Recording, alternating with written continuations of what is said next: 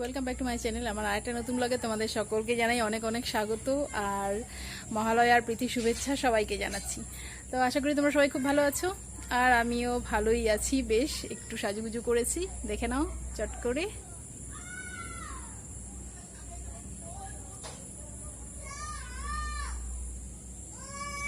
তো মেকআপ তো আমি কিছু জানি না করতে, নিজে নিজে যতটুকু পারলাম করে নিলাম। তো সবাই ফটোশ্যুট করছে অনেক সুন্দর সুন্দর জায়গায় গিয়ে। তো কোথাও গিয়ে করার তো কথা ছিল না, তবে একটু মানে কথা ছিল যে একটু মানে সাজুগুজু হবে। তো সেটা আমার ভাইয়ের বউ করে দিত, মানে আমার পিসির ছেলের বউ। তো দুর্ভাগ্যবশত কালকে আমার ঠাকুমা মারা গেছে। তো যদিও ঠাকুমা ভীষণ অসুস্থ ছিল, বিছানায় ছিল, খুব কষ্ট পাচ্ছিল, তাই আমাদের মানে দুঃখ হচ্ছে ঠিকই, কিন্তু তবুও একটু স্বস্তি যে উনি ভীষণ কষ্ট পাচ্ছিলেন, তার থেকে মুক্তি পেলেন।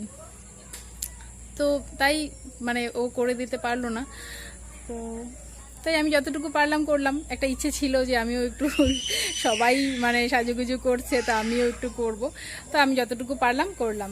তো কেমন হয়েছে আমার শাড়ি পরাটা আর সাজটা তোমরা কমেন্টে অবশ্যই জানিও, কারণ আমি সব একা একা করেছি। একটু যদি ভালো বলো তাহলে ভালো লাগবে, বুঝছো? কারণ জানি না এই ফার্স্ট মানে একটু মেকআপ করলাম। আমি তো কখনো মুখে মেকআপ টেকআপ কিচ্ছু করি না, আর লাইনার তো আমি দিতেই জানি না। তো বাড়িতেই একটুখানি এই যে আমাদের সামনে তো অনেকটাই জায়গা আছে, এখানেই একটু ঘুরে ঘুরে একটু ফটো একটু ভিডিও করে নিলাম, তোমাদের সঙ্গে ওটাই শেয়ার করব। তো চলো সবাই জানিও কেমন।